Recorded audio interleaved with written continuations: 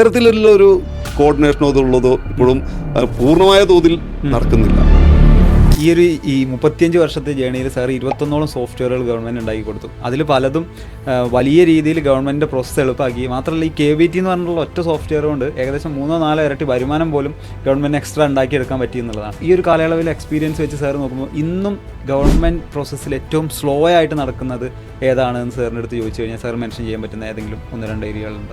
ഇപ്പോഴും ഡിപ്പാർട്ട്മെൻറ്റുകളിലുള്ള പ്രശ്നം എന്താ വെച്ചാൽ ഡിപ്പാർട്ട്മെൻറ്റുകളിലുള്ള ഡാറ്റ ട്രാൻസ്ഫർ നടക്കുന്നില്ല. അതായത് പിന്നെ ഒരു വില്ലേജ് ഓഫീസർക്ക് മറ്റുള്ള കാര്യങ്ങൾ ഇപ്പോൾ നിങ്ങളടുത്ത് വഹിക്കുന്നുണ്ടോ നോക്കിയാൽ അയാൾക്ക് അറിയാൻ പറ്റില്ല. അപ്പോൾ ഇതെല്ലാം കൂടി ശരിക്ക് ഒഫീഷ്യലായിട്ട് ഇപ്പോൾ നമുക്കും നിങ്ങളൊരു സാധനത്തിന് വരുമ്പോൾ നിങ്ങളുടെ പേരിൽ എന്തെല്ലാം ഉണ്ട് നോക്കിയാൽ ഒറ്റയടിക്ക് നോക്കിയാൽ എനിക്ക് അറിയാൻ പറ്റുന്ന ഒരു സാഹചര്യം എന്ന് വന്നാലേ എനിക്ക് പെട്ടെന്ന് നിങ്ങൾക്കൊരു സർവീസ് തരാൻ പറ്റുള്ളൂ. അല്ലെങ്കിൽ നിങ്ങളുടെ പേരിൽ വണ്ടി ഇല്ല എന്നുള്ളത് നിങ്ങൾ എവിടുന്ന് പിന്നെ RTO ഓഫീസിൽ പോയി നിങ്ങൾ സാക്ഷ്യപ്പെടുത്തി വരും എന്ന് പറയേണ്ടി വരും. അപ്പോൾ നിങ്ങൾ അവിടെ പോകണം. അവിടെ പോകുമ്പോൾ അവർ നോക്കിയിട്ട് പറയും നിങ്ങളുടെ പേരിൽ വണ്ടി ഇല്ല എന്ന് പറഞ്ഞിട്ട് ഇത്തരം ഒരു സംഗതിയാണ് ഇപ്പോൾ ഏറ്റവും ശരിക്കുള്ളത്. ഡിപ്പാർട്ട്മെന്റുകൾ തമ്മിൽ ഇത്തരത്തിലുള്ള ഡാറ്റ ട്രാൻസ്ഫർ കിട്ടണം.